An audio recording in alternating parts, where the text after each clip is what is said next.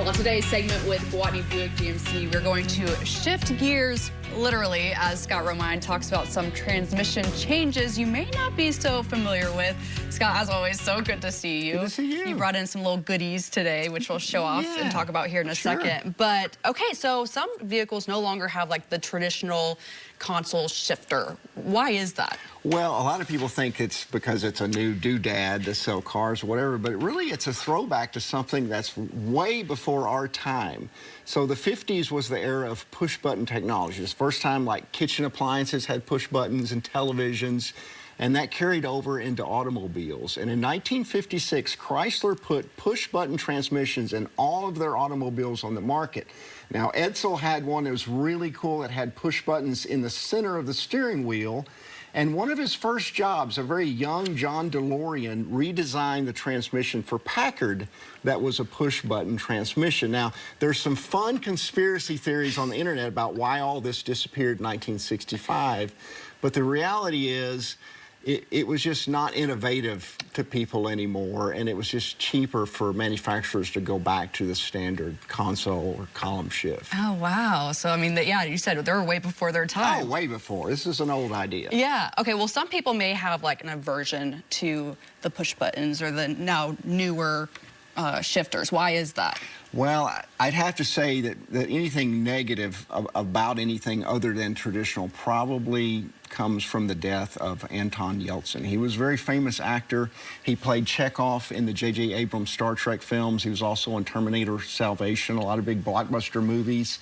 He drove a vehicle from another manufacturer, drove outside of his gate in Los Angeles and jumped out to check his mail, and that vehicle rolled back over him and pinned him against his gate, and he died from that. It's extremely tragic. But of course, a lot of the media focus was on the vehicle. Again, it wasn't a GM vehicle, and the shifter did not have a gate that it traveled in. It worked like a joystick to a video game. So when people thought they were putting them in park, they were putting them in neutral.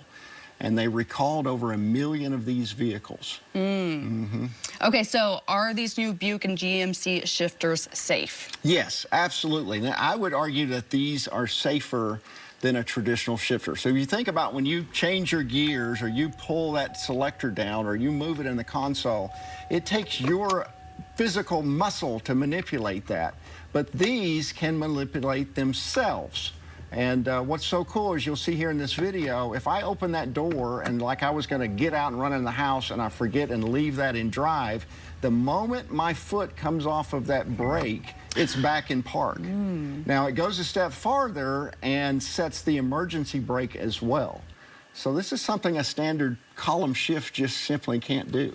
So what vehicles can we find these in? So if you come see us next to Sam's in North Little Rock, and the Buick line is the two bigger ones. The Envision and the Enclave have this. In the GMC line, the Yukon and the Yukon XL, and the smaller SUV, the Terrain. And I actually have one here. I want to show people that it's intentional. You can't really accidentally manipulate these. So, you know, if I want reverse, I'm reaching in and pulling that button towards me. So it's a neat deal. And this is the one you're going to find in the 2024 Terrain. Oh, okay. Gotcha, gotcha. And then I understand that you have a special Buick at Gwatney Buick GMC right now on the showroom? We really do. So the Museum of Automobiles up at Petit Jean is getting aggressive about, you know, updating the cars that you're going to see. And we were one of the few dealerships they chose to display a vehicle that's been in the museum for a while. This is a 1909 Buick. Still runs. Sold new for $900, but with accessories, it was about $1,200. I guess they got the Apple CarPlay.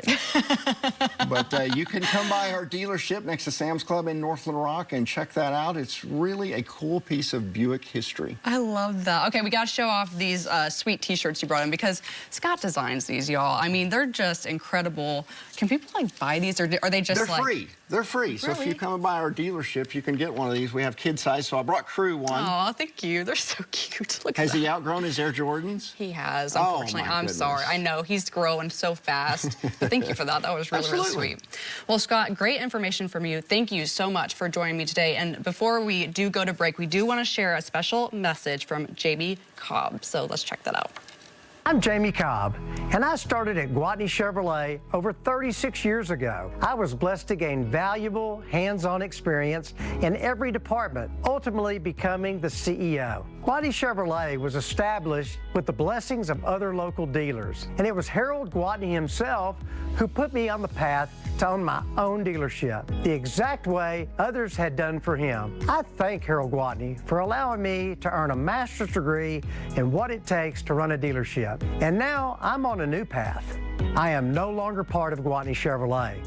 I am the sole owner of Gwatney Buick GMC in North Little Rock. I will never forget the customers that got me here and would love nothing more than to keep working with you. So for all your automotive needs, sales, service, and collision, come see us at Gwatney Buick GMC.